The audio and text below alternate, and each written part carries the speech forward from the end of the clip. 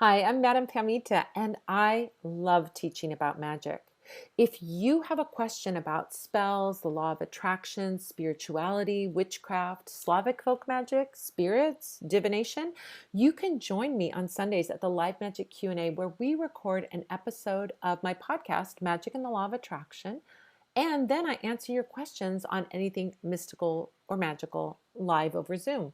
Just go to spellsquad.com to get the link to join me in the clubhouse. And don't forget to subscribe to this YouTube channel and click the bell icon so you get a gentle, magical reminder and you'll be the first witch to see whenever anything new goes up.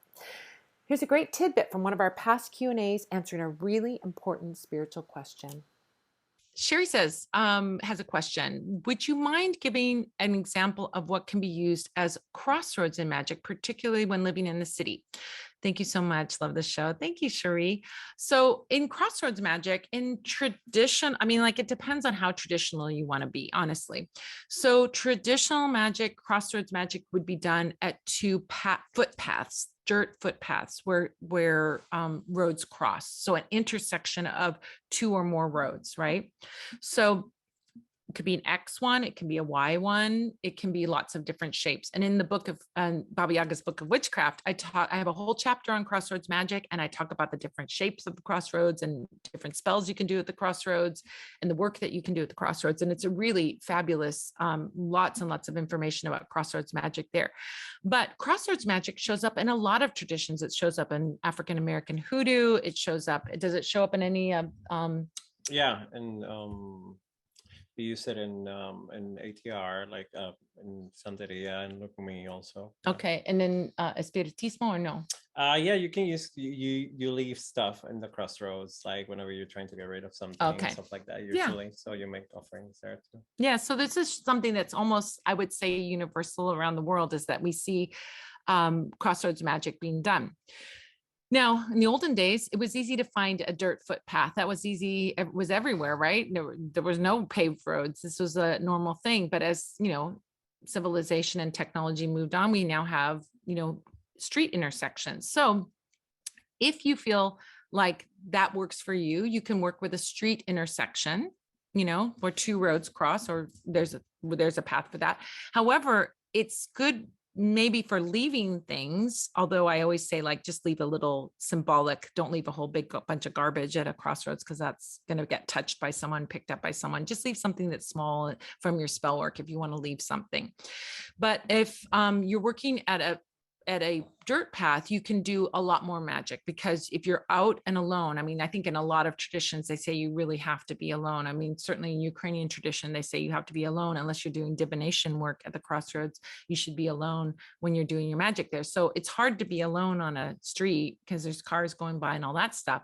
So you probably would want to find something more rural. But let's say you live in New York or you live in a big city. What do? Well, you go to a public park or you go out into nature in some way. And there are plenty of paths and parks. And you can probably, if you have a big park, you can probably find something that may be a little off the beaten path and a little isolated, where you can do your work in peace. So that's what I would recommend as a first choice if you're in the city, is go find a public park, or go find, like in Los Angeles, we have mountains that have pathways and parks and hiking trails that we can go to. In New York, is there anything like that? You lived in New York. You lived in New York. Yeah, everywhere. Yeah. There's parks and things like that where you can find little secluded areas that you can do your work. So that would be the thing I would recommend to do if you're going to do crossroads work there. So that would be a way to work. And certainly you wouldn't want people around. So, maybe you do have to take a trip out, drive out of the city and get into nature a little bit, but it's going to be so worth it when you're able to do your magic in peace and really have that effective magic and do it that way.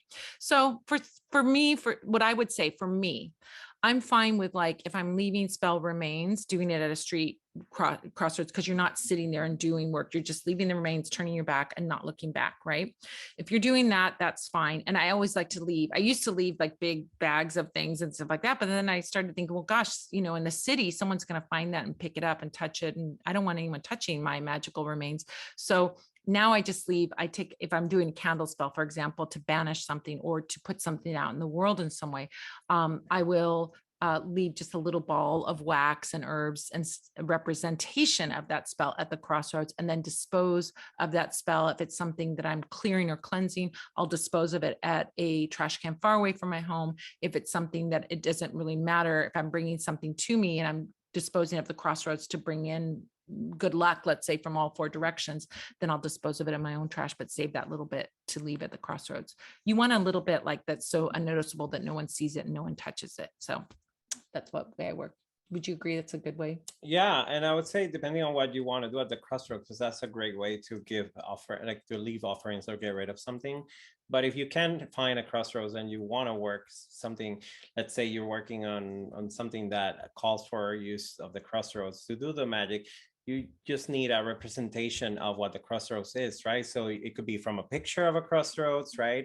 And you can put it in your altar, to actually getting some soil that you buy on the like potting soil, right? And you make a cross and a plate, and then you do the magic there, because it's all about the symbol and the power, right? So the crossroads will be whatever you create the crossroads. So Yeah, and then there's a very important symbol in magic, which is the quincunx, and that quincunx pattern is like the 5 on a dice. You know, on dice there's a 5, and it's a 5 spot pattern, 4 corners, and then 1 in the center. We often do that in candle magic as a pattern because it represents the crossroads. You can think about it like being like an X, right? So it represents that crossroads. So that's another sort of 1 degree of separation from it, but still working at the crossroads in that way. So that's another way you can work at the crossroads with your candle magic, you know. And it's a way of crossroads, by the way, is a liminal space where anything can happen, where magic can happen. It's like an opening. You know how we say like the veil between the worlds is the thinnest at Halloween time, you know, that's like a thing that everybody says, right? Well, the crossroads is a place where the veil between the worlds is thin, so that you can do this magic and move between the worlds, right? Yeah, that's what I was going to say, that the other thing you can do is do it by a door or an unused door, like you have access to, or a space where there's a door that nobody will go by there, and do it there, because it is about doing stuff in the liminal space, in the in-between. So. Yeah, perfect.